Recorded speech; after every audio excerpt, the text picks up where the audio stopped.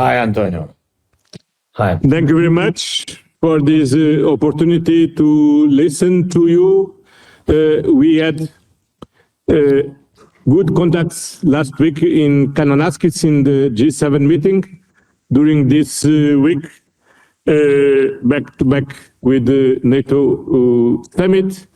And we look forward to hearing you about the latest contacts, notably yesterday your meeting with President Trump, and what is, from your point of view, the situation on the ground, and what we can do to continue to give you our unwavering support to Ukraine now and in the future. The floor is yours. Thank you so much, Antonio. Dear President Costa, Ursula, Madam President, dear friends, dear leaders, it's good to see you all again. And thank you for inviting us to take part in this meeting of the European Council. So first of all, thank you to everyone who supports our people and our defense against Russian attacks. It's important not to forget that the war that Russia brought to Europe is still ongoing, and in Moscow there are still plans to expand this pressure against us in Ukraine and also against European countries and the EU itself. This is Putin's dream, to see a fragmented Europe where marginal voices gain influence and speak not for unity but for division. That's why Russia supports anyone, and no matter how extreme, who tries to weaken Europe from the inside. Most of you see this threat clearly and are standing against it. And as a result, today's Europe is much stronger than it was 5 years ago. And that is what unity gives us. The world is clearly unstable, but the EU remains a strong global force that can protect and does protect European values and interests. It also plays a key role in making sure the war that Russia is waging doesn't spread further and in moving things toward peace. Without Europe, this would not be possible. So I thank you for your help. Ukraine is ready for a just peace, and Ukraine is ready for a ceasefire. It's Russia that blocks everything, and this is why pressure must increase. So sanctions against Russia remain one of the most effective tools for limiting its aggression. What's needed now is a truly strong 18th package of EU sanctions against Russia. The key targets should be Russia's oil trade, its shadow tanker fleet, Russian banks and other financial instruments, and the supply chains that bring equipment or parts for making weapons. Some European companies are still sending critical components to Russia. These end up in missiles and other weapons used to kill Ukrainians. And we are identifying these materials and will pass the evidence to your teams. Please pay attention to this. And we also need to expand sanctions not just against the Russian tankers, but also their captains and the terminals that Russia uses to ship its oil.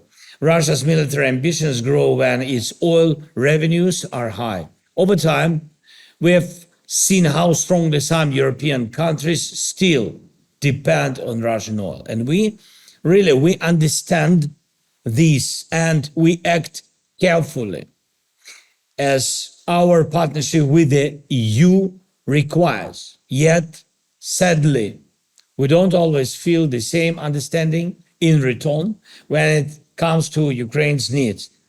It feels especially strange to hear such strong criticism, even political pressure from some leaders, while our respect for EU rules allow oil to keep flowing. And we should all think about that. Either we all follow the same EU rules, or there will be fewer advantages for everyone. The facts are clear. For Russia's appetite for war to shrink, its oil revenues must shrink. So please support further steps to lower the price cap on Russian oil. And a cap of $45 could help move toward peace, of course, but for real, lasting peace, and we shared it yesterday, and with all the partners, Europe partners, United States partners, a cap of $30 per barrel is needed to block Russia's ability to fund its aggression. Second, predictability of your support. Predictability is one of the most important resources in today's world, and Russia applies pressure through unpredictability and chaos, and we, on the other hand, must ensure that our defense against Russian aggression remains stable and reliable. This means continuing the freeze on Russian assets and continuing to use those frozen assets to fund Ukraine's needs. We value the EU's SAFE program, Security Action for Europe, and really believe that Ukraine should be a full part of it. After all, we have the most up-to-date, battlefield-tested knowledge of which weapons work best. Ukraine should take part in joint defense purchases and from the EU and the Ukrainian producers. Our defense industries can work as one system that builds security for all of Europe, and this will happen. The recent NATO summit showed clearly, yes, America remains with Europe, but it does so expecting that Europe will build up its own defense capabilities each year. The best way to do this is together. This is a signal from our side. And budgetary support remains vital for us. Each of you understands that war creates a budget deficit, and under constant Russian attacks, no European country could manage that deficit alone. And we count on your continued support to cover our budget needs, especially for next year. And third, but no less important, is our accession process. Ukraine is meeting all its commitments for EU accession, and we truly mean it. We're fulfilling every requirement, including those about relations with our neighbors. So it's only fair that we receive clear, supportive signals from the EU in return, signals that recognize our progress. What's needed now is a clear political message that Ukraine is firmly on the European path and that Europe stands by its promises. Any delay by Europe at this point could create a global precedent and a reason to doubt Europe's words and commitments. And we are doing our part, and it's fair to expect a positive response. So opening cluster one fundamentals in the negotiation process could be more than just a technical step. It would be a political decision that defines Ukraine's future integration with Europe. Please support this. And we are working to be ready on all clusters this year. And of course, and one more thing, what I wanted to share, I want to stress that what we are discussing here is not just politics. It's not just precision.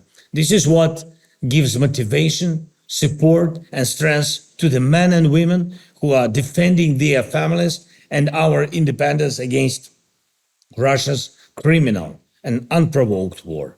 And the stronger your decisions, the stronger our defense, and the closer we are to ending Russia's aggression. Please keep that in mind. Thank you again. Thank you, Antonio. Thank you very much, Volodymyr. Thank you so much. Thank you, friends. Bye-bye.